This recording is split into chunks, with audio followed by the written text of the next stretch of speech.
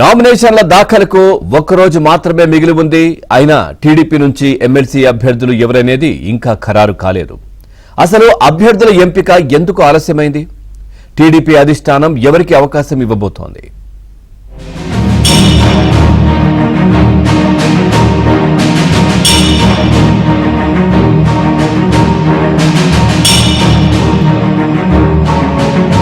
టీడీపీలో ఎమ్మెల్సీ పదవుల కోసం ఆశావహుల జాబితా చాలా పెద్దగానే ఉంది. 4 స్థానాలకు సుమారు 25 మందికి పైగా రేసులో ఉన్నారు.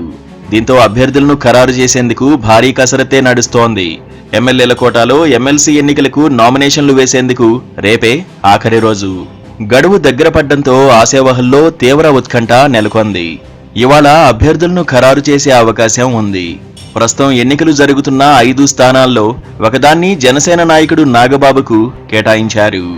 మిగిలిన 4 స్థానాలను టీడీపీ అభ్యర్థులకే కేటాయించనున్నారు. ప్రస్తుతం ఖాళీ అయిన ఎమ్మెల్సీ స్థానాల్లో 4 బీసీ, 1 కాపు సామాజిక వర్గం నేతలు ఉన్నారు. 1 స్థానాన్ని జనసేన కోటాలో కాపు సామాజిక వర్గం ద్వారా భర్తీ చేస్తున్నారు. మిగిలిన 4 స్థానాల్లో ఈసారి బీసీ, ఎస్సీలకు ప్రాధాన్యం ఇవ్వాలని టీడీపీ అధిష్టానం భావిస్తోంది.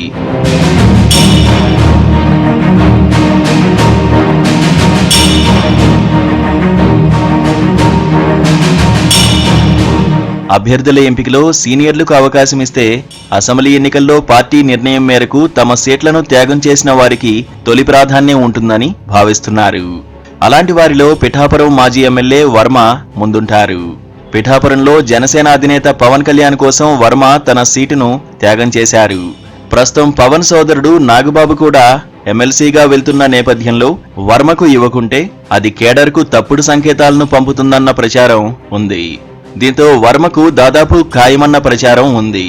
వర్మతో పాటు అసెంబ్లీ ఎన్నికల్లో సీట్లు దక్కని వారిలో దేవినేని ఉమ, కొమ్మాలపాటి శ్రీధర్, ప్రభాకర్ చౌదరి వంటి వారు ఉన్నారు. ఇక బీసీ కోటాలో బుద్దా వెంకన్న, బేదా రవిచంద్ర, జంగా కృష్ణమూర్తి వంటి వారు రేస్లో ఉన్నారు. వీరిలో జంగా కృష్ణమూర్తి ప్రస్తుతం టీటీడీ బోర్డు సభ్యుడిగా ఉన్నారు. బీసీల్లో గవర సామాజిక వర్గానికి చెందిన వెంకన్న తనకు ఎమ్మెల్సీ ఇస్తే దాని ప్రభావం తమ సామాజిక వర్గం ఎక్కువగా ఉన్న ఉత్తరాంధ్రతో పాటు రాజధాని ప్రాంతంలోని ఉమ్మడి కృష్ణా జిల్లాలోనూ ఉంటుందని పార్టీ పెద్దలకు చెబుతున్నారు. బేదా, జంగా యాదవ సామాజిక వర్గం కోటాలో పోటీ పడుతున్నారు. ప్రస్తుతం కేబినెట్లో ఈ సామాజిక వర్గం నుంచి పార్థసారథి ఉండగా టీడీపీ రాష్ట్ర అధ్యక్షుడిగా పల్లా శ్రీనివాసరావు ఉన్నారు. ఎస్సీ కోటాలో మాదిగ సామాజిక వర్గం నుంచి కేఎస్ జవహర్, మాల సామాజిక వర్గం నుంచి పరసారత్నం, పేతల సుజాత రేస్లో ఉన్నారు. పేతల సుజాతకు రాష్ట్ర వినియోగదారుల రక్షణ మండలి చైర్పర్సన్ పదవిని కట్టబెట్టారు. అయితే ఇలాంటి పోస్ట్ ఏదీ లేకపోవడంతో ప్రస్తుతం ఆమెకు ఏ పదవి లేనట్టే. వీరితో పాటు లోకేష్ టీమ్గా ప్రచారంలో ఉన్న మంతెన సత్యనారాయణ రాజు, కావలి గ్రీష్మ, మద్దిపట్ల సూర్యప్రకాష్, బివి వెంకట్రాముడు ఎమ్మెల్సీ పదవిని ఆశిస్తున్నారు. అయితే ప్రస్తుతానికి వీరికి అవకాశం ఉండకపోవచ్చని సమాచారం. ఇక గొట్టిపాటి రామకృష్ణ ప్రసాద్, రెడ్డి సుబ్రహ్మణ్యం, నాగుల్ మీరా వంటి వారు రేసులో ఉన్నారు. మైనారిటీ కోటాలో విశాఖకు చెందిన ఎండి నజీర్ తన పేరు పరిశీలించాలని కోరుతున్నారు.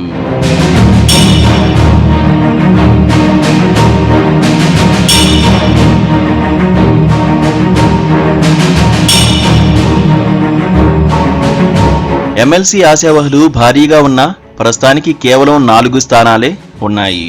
దీంతో అందరికీ న్యాయం చేయడం సాధ్యం కాదని 2027 వరకు వేచి ఉండాలని పార్టీ అధిష్టానం నచ్చజెబుతోంది. 2027 నాటికి 23 ఎమ్మెల్సీ స్థానాలు ఖాళీ అవుతాయి. వీటిలో ఎమ్మెల్యే కోటాలో 7, స్థానిక సంస్థ కోటాలో 11 ఉండగా గవర్నర్ కోటాలో 5 స్థానాలు ఖాళీ కానున్నాయి. ఇందులో ఒకటి టీడీపీ, మరొకటి జనసేనది కాగా మిగిలిన సీట్లు వైసీపీవి. 2027 నాటికి ఎక్కువ సంఖ్యలో ఎమ్మెల్సీ సీట్లు అందుబాటులోకి వస్తున్న నేపథ్యంలో వీలైనంత ఎక్కువ మందికి న్యాయం చేసే అవకాశముందని పార్టీ అధిష్టానం చెబుతోంది. ప్రస్తుతానికి సీనియర్లైన బీసీ, ఎస్సీలకు ప్రాధాన్యం ఇచ్చి 2027 నాటికి లోకేష్ టీంకి అవకాశమివ్వాలని పార్టీ పెద్దల యోచనగా ఉంది.